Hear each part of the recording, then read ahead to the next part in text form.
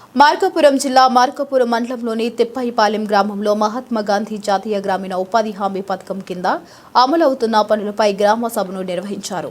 ఈ గ్రామ సభలో మార్కాపురం జిల్లా కలెక్టర్ పి రాజబాబుతో పాటు మార్కాపురం శాసనసభ్యులు కందుల నారాయణ రెడ్డి పాల్గొన్నారు. ఈ సందర్భంగా జిల్లా కలెక్టర్ రాజబాబు మాట్లాడుతూ ఉపాధి హామీ పథకం గ్రామీణ ప్రజలకు ఉపాధి కల్పించడంలో కీలక పాత్ర పోషిస్తుందని పేర్కొన్నారు.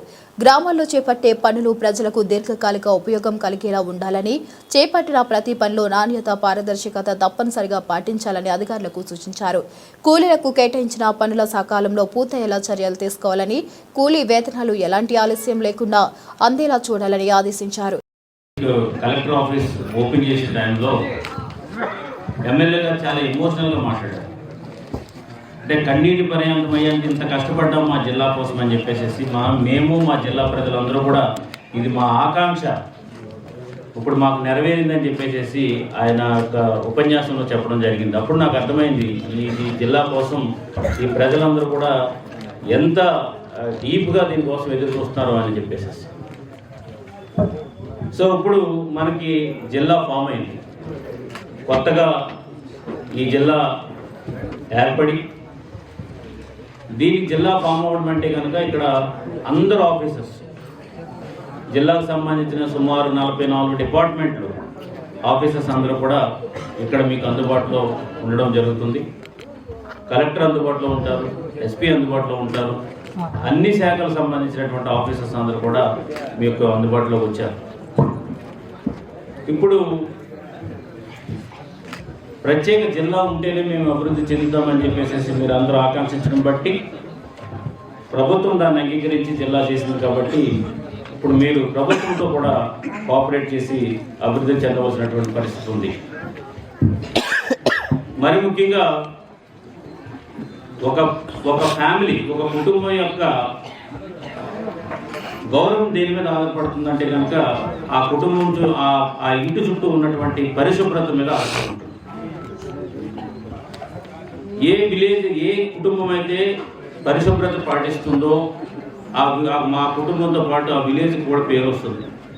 ఆ విలేజ్ వల్ల ఆ మండలానికి పేరు వస్తుంది, ఆ మండలం వల్ల జిల్లాకు పేరు వస్తుంది, జిల్లా వల్ల రాష్ట్రానికి, రాష్ట్రం నుంచి దేశానికి.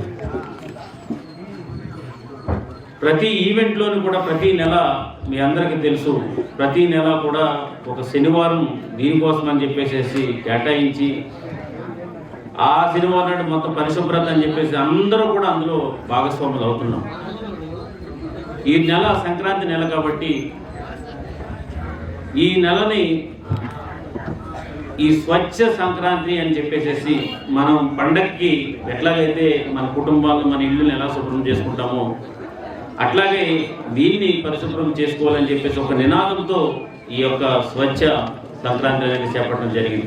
అదేవిధంగా ఎమ్మెల్యే కందుల నారాయణ రెడ్డి మాట్లాడుతూ గ్రామీణ అభివృద్ధి ప్రభుత్వ ప్రధాన లక్ష్యమని అన్నారు. ఉపాధి హామీ పథకం ద్వారా పేద కుటుంబాలకు ఆర్థిక భరోసా కలుగుతుందని, గ్రామాల్లో మౌలిక వస్తువుల అభివృద్ధికి ఈ పథకం ఎంతో దోహదపడుతుందని తెలిపారు. గ్రామ ప్రజల అవసరాలను దృష్టిలో పెట్టుకుని చెరువుల అభివృద్ధి, కాలువల శుద్ధి, రహదారుల మరమ్మతులు, పచ్చదనం పెంపకం వంటి పనులకు ప్రాధాన్యం చేపట్టాలని సూచించారు. గ్రామ సభల్లో గ్రామస్తులు తమ సమస్యలను అధికారుల దృష్టికి తీసుకువచ్చారు. వాటిని పరిష్కరించేందుకు తగిన చర్యలు తీసుకుంటామని జిల్లా కలెక్టర్, ఎమ్మెల్యే హామీ ఇచ్చారు. ఈ కార్యక్రమంలో ప్రజాప్రతినిధులు, వివిధ శాఖల అధికారులు, గ్రామ సర్పంచ్, ఉపాధి హామీ సిబ్బంది, గ్రామస్తులు పెద్ద సంఖ్యలో పాల్గొని సభను విజయవంతం చేశారు. ఏ రకంగా మన ప్రాంతం వెనుకబడ్డ ప్రాంతాలుగా ఉండే వాళ్ళము చూసుకుంటేనే, తలుచుకుంటేనే బాధేసేది. నేను తొలిగా రాజకీయాల్లోకి వచ్చిన కొత్తలలో ఈ రకమైనటువంటి వాతావరణాలు ఉండేవి. నేను అప్పటికే చాలా ప్రాంతాలు చూశాను. అటు ఈస్ట్ గోదావరి కానీ, వెస్ట్ గోదావరి కానీ, కృష్ణా, గుంటూరు జిల్లాలలో గ్రామాలు చూశాను. మన గ్రామాలకు వాళ్ళ గ్రామాలకు నక్కకు నాగలోకానికి ఉన్నంత తేడా ఉండేది. వాళ్ళ గ్రామాలు అందమైనటువంటి పల్లెటూరు వాతావరణంలో ఒక పట్టణ వాతావరణాన్ని తలపిస్తూ సినిమాలలో మనం ఏదైతే గ్రామాలు చూస్తున్నామో ఆ గ్రామాలు అక్కడ ఉండేవి. కానీ మన గ్రామాలలో ఏ రకమైనటువంటి ఇబ్బందులు ఉన్నాయో మీ అందరూ కూడా గుర్తు తెచ్చుకోవాలి. తర్వాత ఈ ప్రాంతాన్ని కూడా మనం అభివృద్ధి చేసుకోవాలని చెప్పి 1 by 1 ఒక్కొక్కటిగా చేసుకుంటూ వస్తా ఉన్నాం. ఈరోజు మన గ్రామాలు పర్వాలేదు అనేటువంటి పరిస్థితి వచ్చామే కానీ పూర్తి స్థాయిలో బాగున్నాం. బాగున్నాయనేటువంటి పరిస్థితులకు మనం ఇంకా రాలా. చాలా వరకు ఇప్పటికి కూడా త్రాగటానికి నీళ్లు లేక బోర్ల మీద ఆధారపడి బ్రతుకుతా ఉన్నాం. అలాగే పశువులకు కూడా తాగటానికి నీళ్లు అందించలేనటువంటి దౌర్భాగ్య పరిస్థితిలో మనం కొన్ని దుర్భర పరిస్థితుల్లో కొన్ని కాలాలు ఇబ్బంది పడ్డాం. ఈ పరిస్థితులన్నీ అధిగమించుకోవాలా, ఈ పరిస్థితుల నుంచి మారాలా, మన గ్రామాల్ని మనమే బాగుపరుచుకోవాలి.